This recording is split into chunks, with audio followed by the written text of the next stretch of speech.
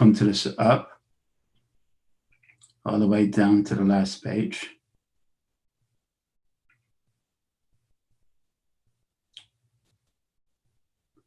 Yeah, higher up. More.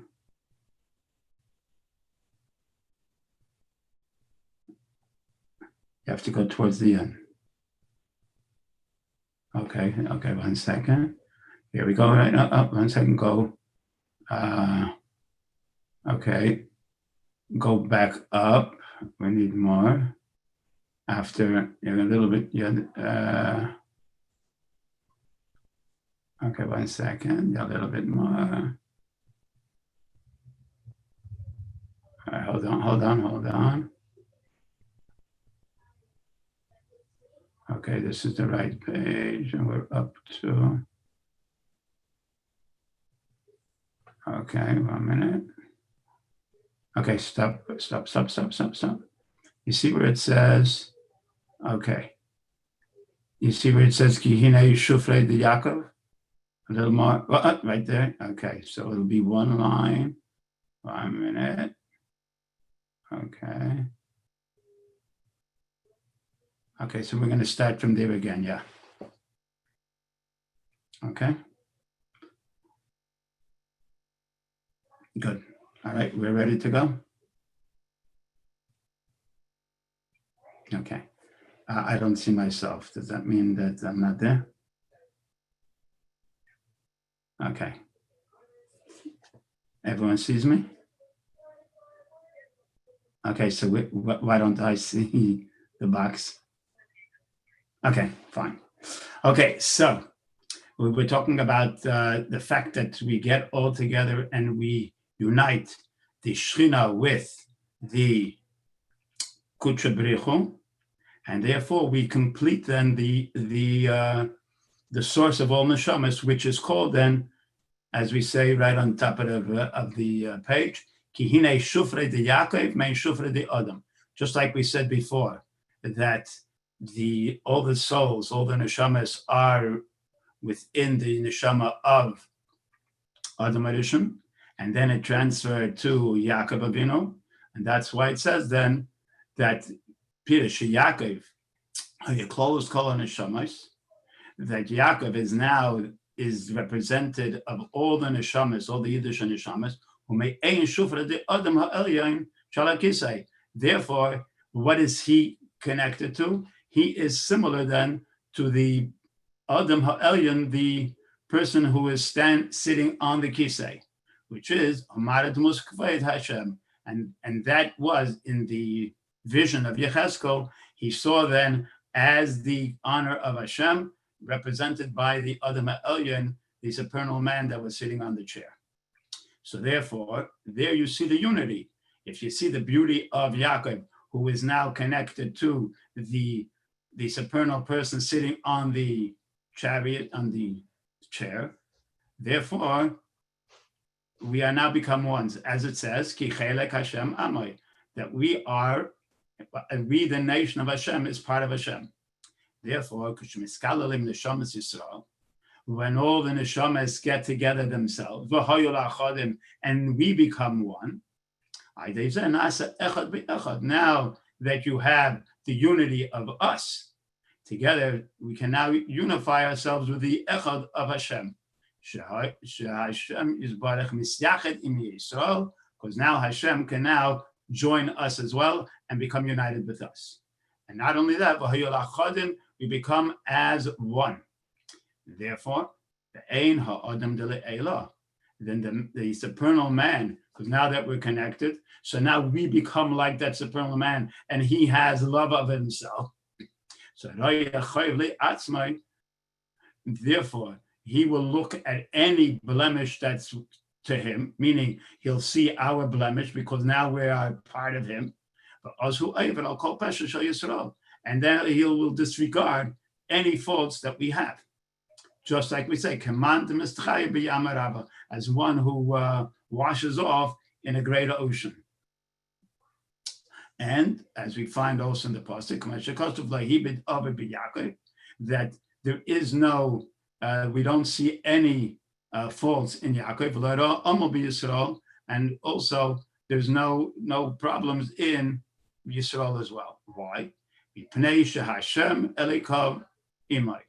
Hashem is his God together with him, and therefore and just like a person doesn't see his own faults, therefore and therefore we have then the same idea that Hashem doesn't see our faults because of that. Now, why does it say that Hashem doesn't see? So now that Tzemach Tzedek explains, the ain pirish, the explanation is not lohibit v'lo yrosh na'alom mimena chas v'sholom. The reason the pasuk says it's not seen the faults is because it's hiding from him. It's not true. Everything is revealed to Hashem. Everything is known. But even a small, a very simple speech, Hashem knows already. But rather, as it says, he sees the fault, but he doesn't pay attention to it. Meaning, because it doesn't come from his knowledge that he has, which he knows everything through his own knowledge, which is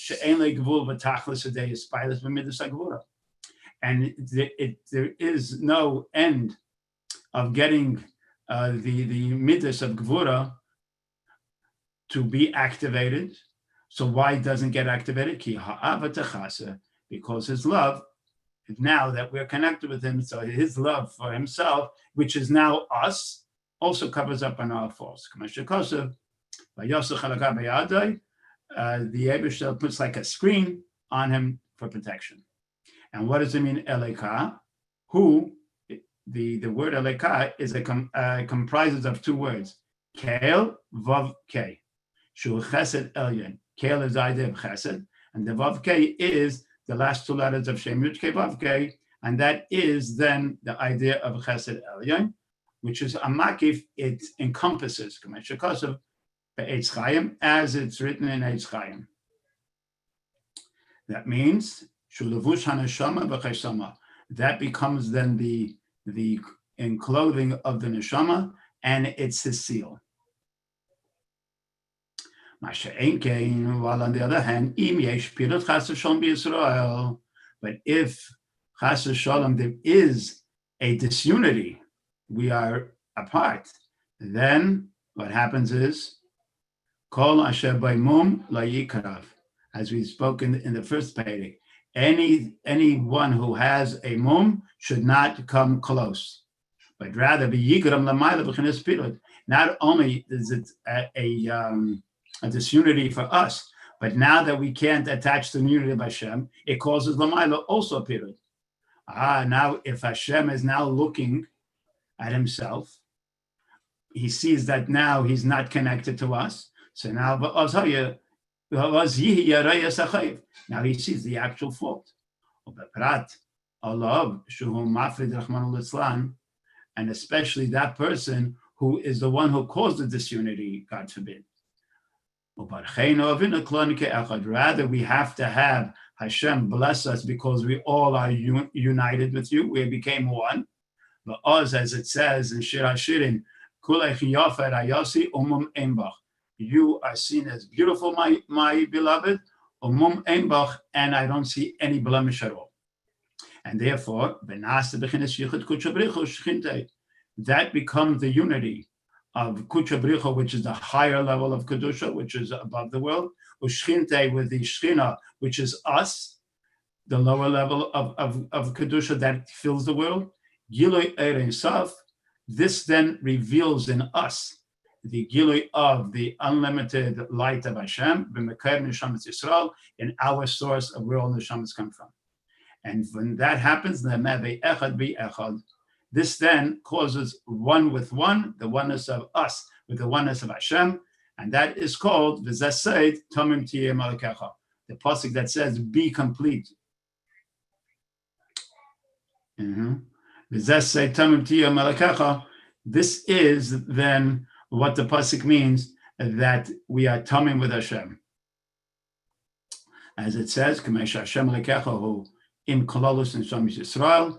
That means that Hashem, our God, with the culmination of all the neshamas, bechinas tam, they are in a complete unity, which means the Hainu Ha'aras Chacham Elah, going back to the Adam Ha'ayin who was called Chacham Elah, Supernal Chachma, the Chalalos Evarim, with all of the limbs, as we said before, just like you have that the brain gives all the life source to the rest of the body, so too Chacham Elah then is the one that gives the life source to all the limbs, the spiritual limbs, and connected with Shchinte, as it says, that now when we have the mitzvah of love of our fellow Yid, and therefore his faults are not seen.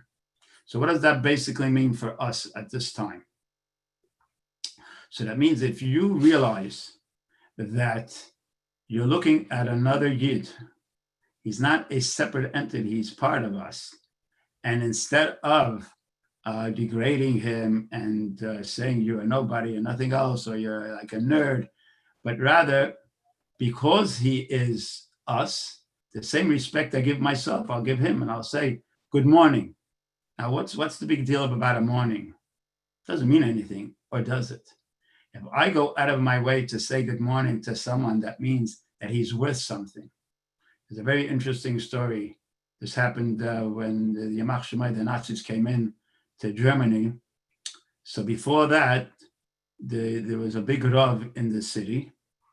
And when he walked to shul, there was always a policeman standing there on the way. So every morning he would say, Good Morgen, Herr Schmidt. And the policeman would answer, Good Morgen, Herr Rabbiner. And this went on for a couple of years. Then when the Nazis, Yamach Shemai, came in, so everyone was sort of together, and they had to go and be seen by one of the head Nazis. And when it was the Rabbiner's turn to walk into that room, he recognizes the head person now with the Nazi insignia and everything else. It was Herr Schmidt, the policeman he always saw. So he took a chance and he says, Good Morgen, Herr Schmidt. And automatically he looks up and he sees the Rabbiner, says, Good Morgen, Rabbiner.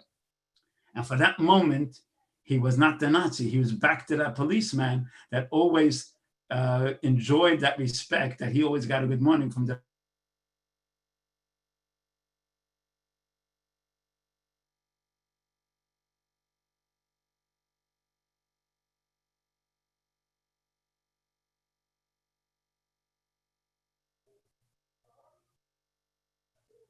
Maybe I should get closer to the Wi-Fi thing. Okay, so he became human again, and when we realized that this is the Rabbiner who gave him that respect by saying good morning, so he told him, you don't belong here, I'm not writing you down, leave, because it's not good to be here, and good luck and everything else, get out of here. So just from the respect of giving another person a good morning, he took that as you went out of your way for me, so I'm going to go out of your way for you. And this is by a goy lahavdil. A yid, when he says really a good morning, you really mean it because you see a yid. Now, I remember there was a person who worked in yeshiva, and there was one child from first grade meets him on Kingston Avenue. And he was on one side of Kingston Avenue, and the child was with his mother on the other side of Kingston Avenue. And all of a sudden, the child says, oh, Rabbi, whatever the person's name was, he says, Rabbi, hello. So the rabbi crosses over the street, and he says, oh, hi, how are you doing?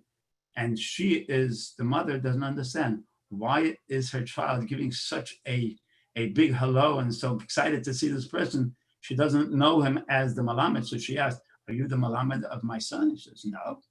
So who are you? So the child says, what do you mean, who is he? He's the one who's in the office, and every morning when I'm going to class, he says, good morning to me. So you see, here's a child who took that as that he's the most important person, that he gets a good morning. So when we're talking about Ahavas Yisroel, does it mean that we have to go out of our way and we have to change ourselves, everything else? No, when you see someone and you see they need help, you feel not as an obligation, but it's something that he's a yid. He's part of me. Why shouldn't I want to help? And many a time, when let's say, you see someone who seems to be like out of it, they're very shy and everything else. So you feel, okay, these people don't want to, mix and everything else. I'm not going to bother them. So many a time when you think that way, it doesn't help, because that person is really calling for help and just doesn't have the guts to say hello. So if you go over and you say hi, it makes a big difference. That means someone recognizes them, that they exist.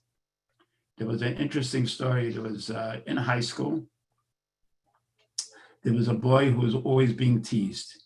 Oh, you're a bookworm, you're this, you're that, make fun of him. And when he would go home, they sometimes would trip him. So one day he decided he can't take it anymore. And it was on a Friday. So he went to his locker and took all his books out. And he figured that on the weekend, he's going to hang himself. And the reason he's taking out of the books, so his mother should not have to carry his books, because she'll have to take it home from the school. So he's taking it for her. And sure enough, there he is with all the books. And those kids that are always bullying him said, oh, look, the bookworm is going to be studying a whole weekend. Wow. And they trip him, and he falls with all the books going over, and he really feels like that's the end of his life. And he's all red and embarrassed. And all of a sudden, another person comes over and ignores the bullies. And he says, come, let me help you. He picks up the books and says, come, I'll walk you home. And Monday, he's back in school. And he puts his books back, and he changed his mind. The reason?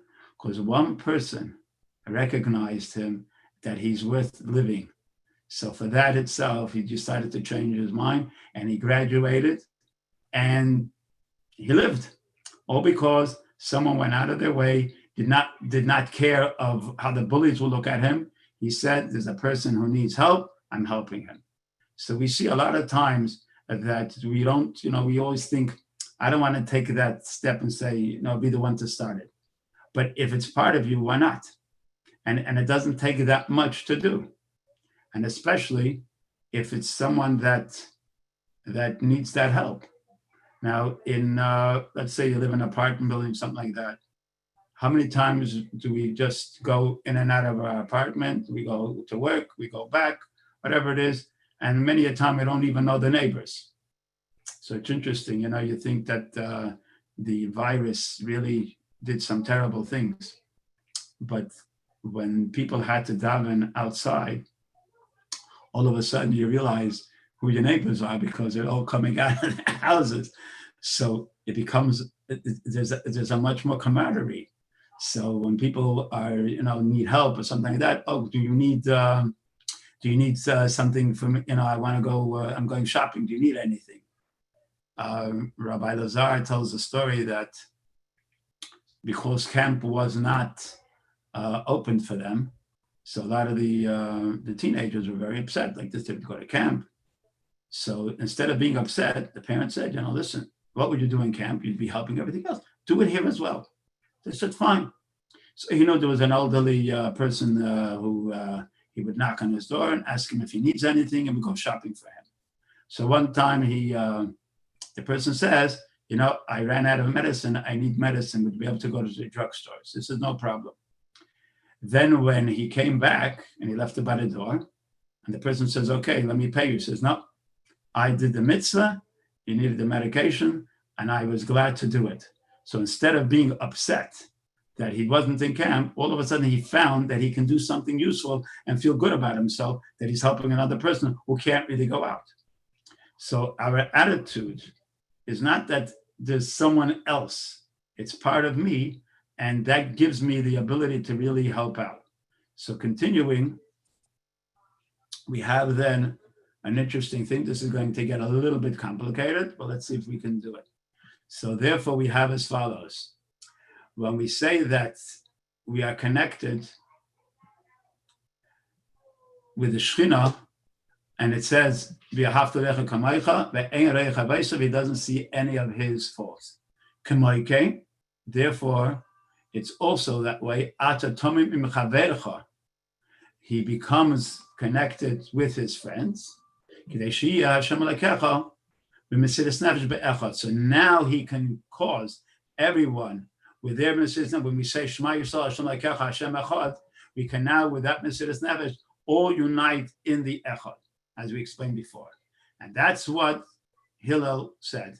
The Idach Pirishahu. Now, how does V'ahavta Kamaycha become the all the other mitzvahs are all explaining that? So he says, every mitzvah, which means a commandment of Hashem, which is a makif, it's something that is coming from a level of kedusha, of kudsha brichu, and because I did the mitzvah, which is like one of the limbs of Hashem, and I am doing it, so I, who am part of Shechina, connected to Shechina, Kidu as known. So where do we find that this yichud of kudsha bricha, which is called in the vernacular we're using now, the supernal Adam, which is Shchinte, which is who? Shufre de Yaakov, the beauty of Yaakov, that's us. Who told his galas ha'ava ha'mitis, ad liyes kamaycha mamash. That is when he reveals the true Ava, that the person becomes kamaycha, then he becomes also connected to Hashem, where Hashem becomes kamaycha like us. Chelak Hashem amay, his nation becomes part of Hashem, as we said before. And how does this happen? When we do this particular mitzvah of loving our yid like ourselves, as we explained before. Now, what does it mean? Koshar kol mitzvahs, all the other mitzvahs, hem k'mei pirush lahazbid hayichud. All the other mitzvahs explain how this yichud works. Why? Because you have so many other mitzvahs besides loving a yid. You have a mitzvah of learning Torah. So what is that? So how does Ahavas Yisroel show what it means to learn Torah? It means just like when I connect all the Yidden and we do the mitzvah of connecting to Hashem, so too then, when I learn Torah, so I am now part of Torah, which is Chachmasei of Hashem. So therefore, Hayichud im Chachmasei b'Chachmasei b'Talmud Torah, my connection of my Chachma with the Chachma of Hashem, which is through learning Torah.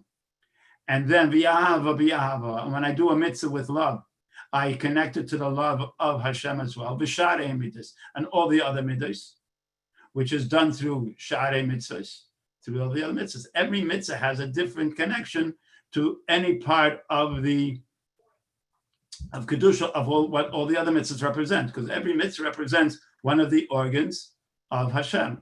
So therefore, just like I see, I united everyone with Hashem, I became Echad, Kudsha Bricho, Shchinte.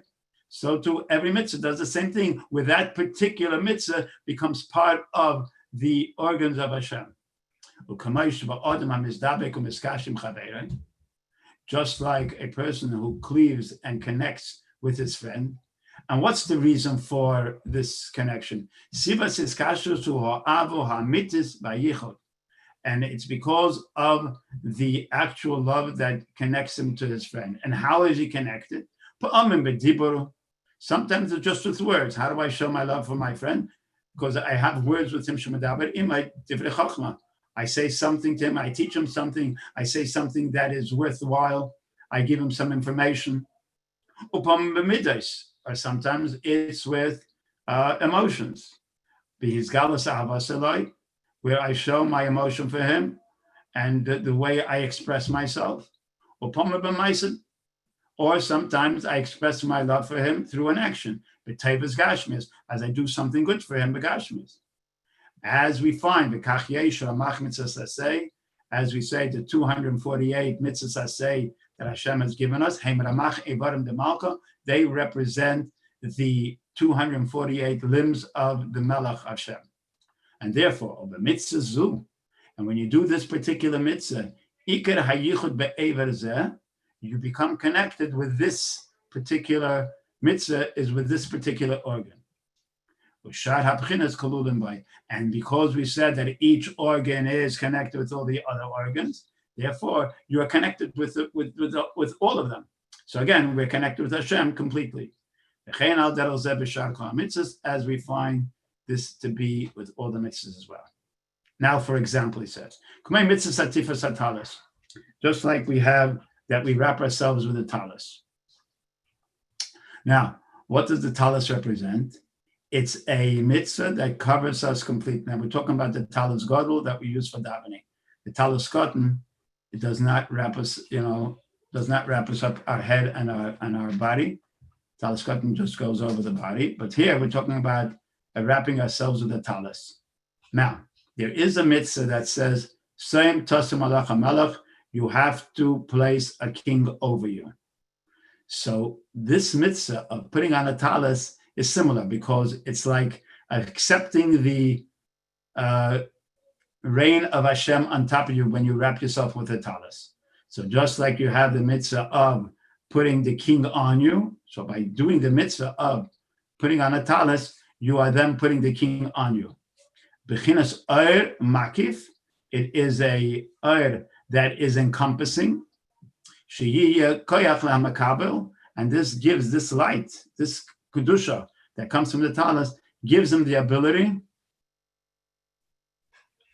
to be able to accept, again, when we say Shema, the Mesiras Nefesh be'echad, that he should be able to cleave to Hashem in the oneness of Hashem. Now, interesting enough, the closer we get to Hashem, the more awe and the more respect and the more fear we have of Hashem. And that's why he says, Ki im ein yira ein chachma. If a person doesn't have fear of Hashem, then he will not come to the level of having wisdom. Because if you want to be connected to Hashem, you have to have that bittul, you have to have that loss of your ego, and you can connect to Hashem. So that comes from yira. So if you don't have yira, if you don't have that bittul, you're not going to connect to chachma. And then the hayira she'achar chachma, and that will then create a yira that's even greater than the chachma. Because like it says, it continues in the Mishnah.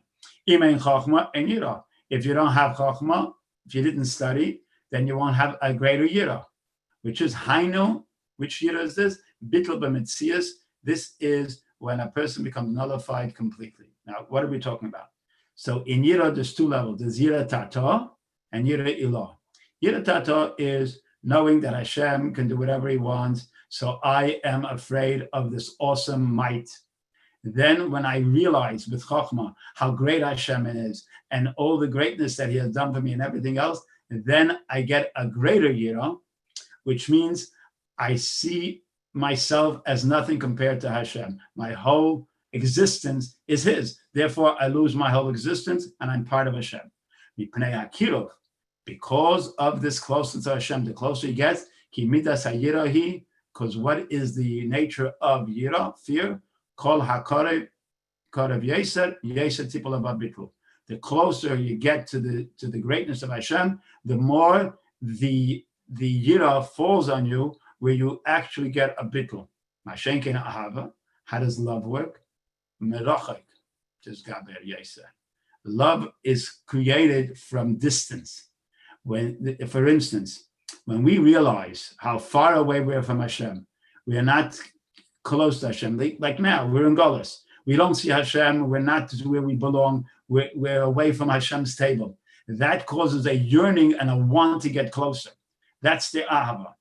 So when I feel the distance and I feel how far away I'm removed from all my avedas and everything else, that causes me to want to get closer. That's an ahava. That creates a great love for Hashem. That's the idea of tshuva, may ahava. Therefore, he says, after I have the understanding of the greatness of Hashem, and I connect with the echad, yira will cause me to be bottled completely. And a little bit of that kedusha that I felt, this will then come from the mitzvah of talis, which is hayira shemavachutz shekayt mechachma, which was created from the yira that's before the chachma. So, because that's what caused me to do the mitzvah. And this is all just an explanation to the oneness that a person has with the chachma of his neshama, and therefore when a person then gives over his will, right, his nefesh, to the oneness of Hashem, this is the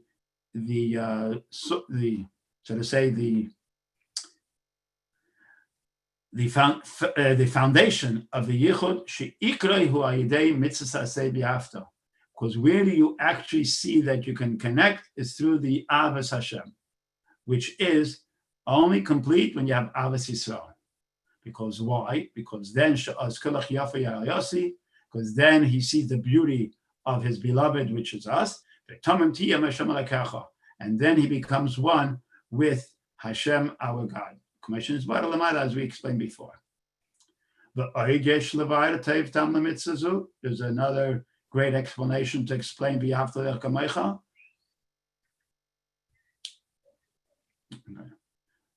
Okay, so what we have then is as follows. Because the Ava is the one that shows us that unity that we have, because we explained, why are we connected to Hashem and we are complete with Hashem? Because since we became a oneness amongst ourselves, so then we can become one with Hashem. So Hashem sees our beauty, and therefore he says, then we are one. And once we're one, then everything is all the mashal would be the fact that a limb, let's say a heart, if it's out of the body, right? So he's really not part of anything. Once he is part of the body, even though he is a heart, it's a separate entity, but because his life source is now part of the body that has all the other organs himself, so now he knows that he's part of everything. And because of that, if he realizes that his whole existence is from the life source, then he becomes bottle and he doesn't fight with the other organs as well. He works together with them. So that then causes the body to be a healthy body and a complete body, even though we're made out of different parts. So the same thing here, when we unite all our neshamas together and we show an ava for each other, meaning, as we explained before, that I look over the faults, and that's why it's easy to have an ava for the person, because I don't see any faults in him.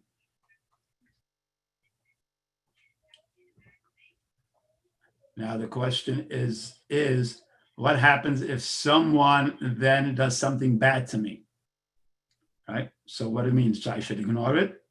So that's how we have another mitzvah. Do not hate a person in your heart. Go over to him and talk to him and say, you know, what you did was something that I do not like. Come to him and explain it to him. Out of a love for the person. So that's still an ava, but you are doing it in a way where you give him teichacha. In other words, you are rebuking him, but because you want him to be better. Not because you really feel, I am the one who got hurt. Yes, right. In other words, I'm saying, you did this to me, you know who I am, but rather because it's going to hurt you, because it's going to cause a disunity between all of us, because of what you did to me. Therefore, I would like to be able to undo it, so that way we can unite again. So it's in a positive way. So that's why he says, continues here, that there's another reason to be after Kamecha, especially in the lois aseh of lois sisna. Do not hate a person in your heart, but rather come out. And also, he says there's another maimer of a cholzu, when after the Avera that the women of Midian and Moab had caused the men to din Aveda Zara Baal Pa'er, so Hashem said, "Hey, cholzim itchem, you should arm amongst yourselves to go take the nakama of Midian, because what Midian stands for the midah of hate for no reason. In other words, I exist. Anything that comes into my territory is taking away part of my existence. Therefore, I hate you. No other reason besides the fact you're breathing my air, you're taking away my existence.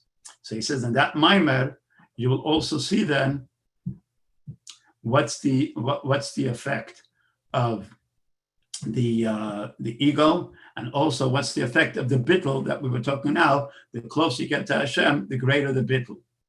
And that's why he says then it becomes nikmas Hashem b'midyam, because we become united with Hashem. So even though it was something that was done to us, but being that we're part of Hashem, when we attack Midyam, we are taking the kama for Hashem as well, because that will cause us to be connected to Hashem as well through Ahavas Yisroel. And therefore he says, Sheklipas Midyam husinas chinam, because the klipa of Midyam is hate for no reason, only because you're taking away my existence. And therefore, with tzarach liyos, that's why what we must do to combat that is nikmas Hashem b'Midyam, as we will see in that Maimai.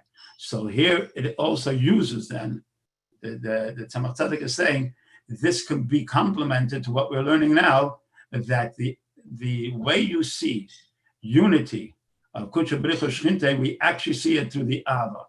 And that's why every mitzvah, you should realize, even though it's a particular mitzvah, it's a particular limb, but because I'm connected with all of us, just like the limbs are all connected. That's how we can then connect to Hashem, and our faults will then be wiped out. Now, there's an interesting thing that there's 3 different levels of how we are connected. There's one was like by Matan Torah. You have by Yichan Ha'am Neged Ha'ar, everyone was by the mountain, and it became Echad, Ish Echad B'leiv Echad.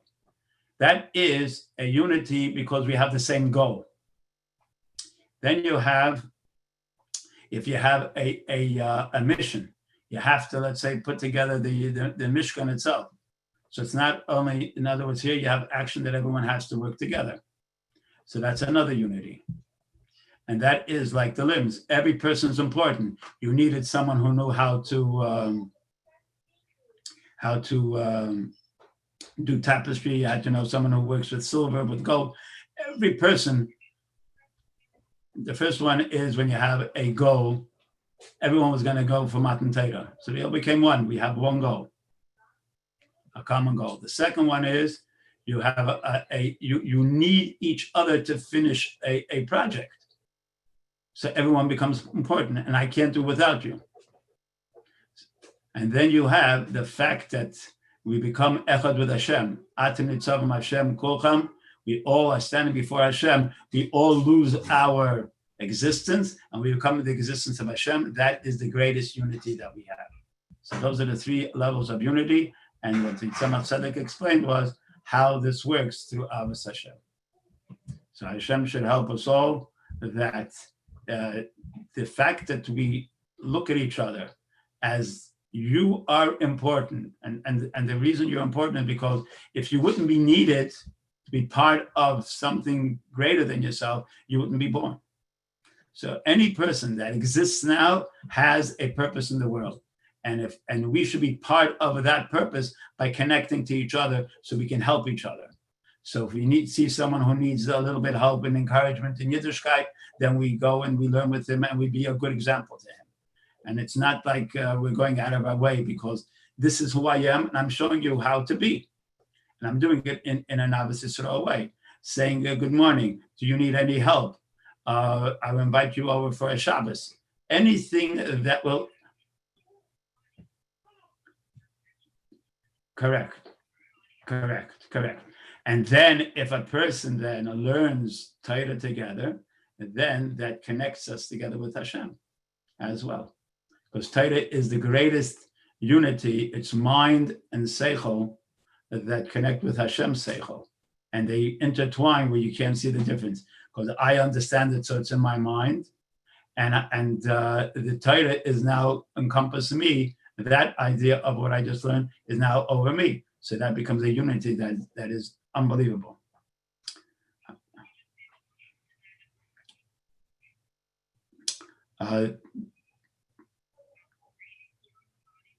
Yes. So we being that we are like limbs in the body, so if one limb strengthens the other limb, it creates a complete body that is healthy.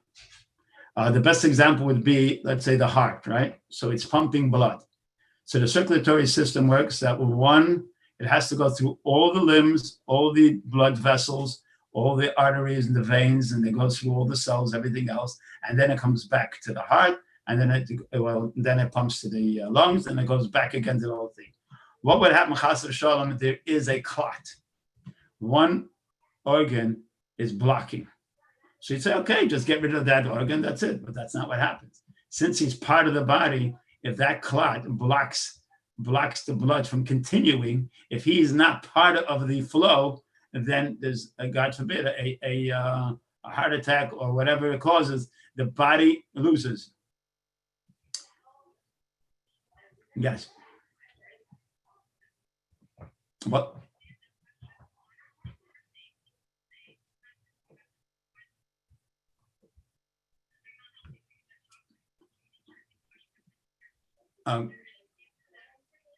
Okay. If there's a person that is a very bad environment for you, it causes you a downfall. So the question is, why is he that way? So the Rambam says that a person who is an apikaitis, which means a person who knows everything and is going out of his way to do everything in spite, he's cutting himself off from Hashem, that person does not get Ahavas Yisroel. But in this particular place, why is this person being a bad influence? Or because that'll make him greater because you are a representative of something better and he doesn't want to be reminded of something better. So then, instead of being the target and falling under his influence, what you'd have to do is you have to separate yourself a little bit, become stronger in yourself. Then when you do meet, you become the influence instead of that person. But again, depending what, good question. If it's a parent, then again, there is, it says in halacha, even let's say, someone who became more committed to Yiddishkeit and the parents are not. The respect that you have to have for the parent is still there. But in doing Torah mitzvahs, that parent does not have the right to stop you. So you have to find a medium where you say, I respect everything else, but in this particular thing, as a Yid, I have to do it this way. Then you, okay, so then you'd have to go to somebody who could be able to help you out and have them be able to give a little bit of therapy to the parent. But the parent definitely needs help. But you're not the one who can do it. But out of a love for a parent, you would find someone to be able to get in contact and be able to help out. That's okay.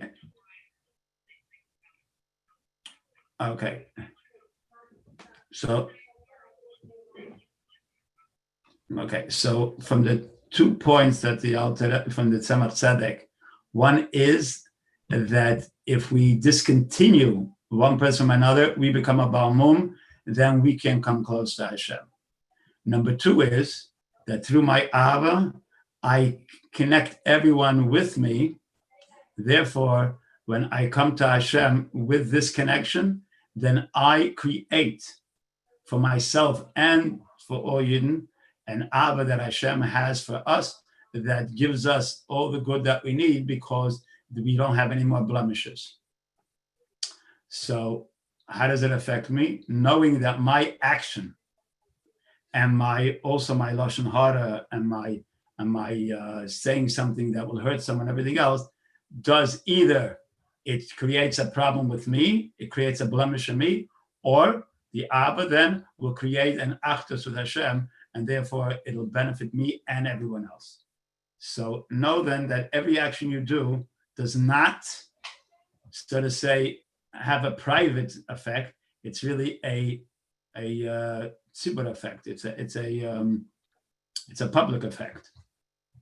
So before we do anything, think before you do it. Now, of course, if someone needs to be told that the person is wrong in what they're doing, it has to be done in a way that's not because of my ego. It's because I want the best for him, which he is hurting himself by disconnecting himself from Hashem.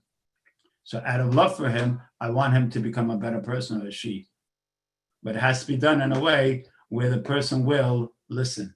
And if you know that the person is not going to listen, then instead of creating a bigger fight, you just leave it and hope for the best. Say Tillim for that person.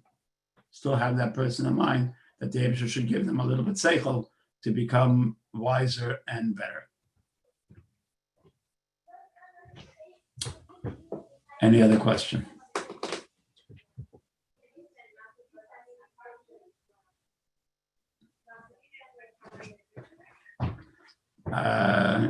Disconnecting from other creates a blemish. Connecting with others creates a oneness with Hashem, which creates a complete entity, causing blame stuff. Very good, excellent.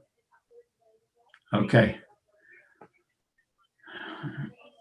So Miriam definitely is excited about this because anyone who knows her, this is the way she connected. First, she would say hello, good morning. Right away introduce herself to her, make the person feel that they're important. And then right away to give them a little bit strength to learn with them, give them a shir, get them connected to a shir, get them connected with other people. So this is all because of how we're connected with each other. And the connection that the neshama has is still with us. So what we're doing now definitely gives a connection with her, with us, and all her brachas, because we're connected, she can definitely get us in a better state, and she's davening for us as well. And she definitely says, look what we're doing. Why isn't Mashiach coming now? And with all the chaos and everything else, bring us to the security of you, of Hashem, and therefore that's the idea of Mashiach, and that be now. And especially today is Tu B'Av, which is a day like Yom Kippur, which means that we're forgiven for everything. That's why it's a great simcha. And that's why these 2 days were made as Shidduch days, which is unbelievable. A Shidduch day, it says that whenever Yidden got together, they always made a mechitz between men and women, that they shouldn't cause any kind of unsneeristic things. But these 2 days, there was no need to have barriers. As a matter of fact, the women went out of their way to go to the vineyards and to show themselves off. Because since it's the day of forgiveness, it's Yom Kippur, and Tu B'Av is a day of forgiveness, because that was the day they realized, the people in the Midbar realized that the Gzeira of Tisha B'Av, every Tisha B'Av for the 38 years, 15,000 Yidden died. What happened was the night of Tisha B'Av, Moshe Rabbeinu said, dig your graves. Everyone lay down in them. In the morning, he said, those that are alive, separate yourselves from those that are dead. And they would find that 15,000 were remaining in the grave. They just covered them up. The last year, everyone again, Tisha B'Av lay down.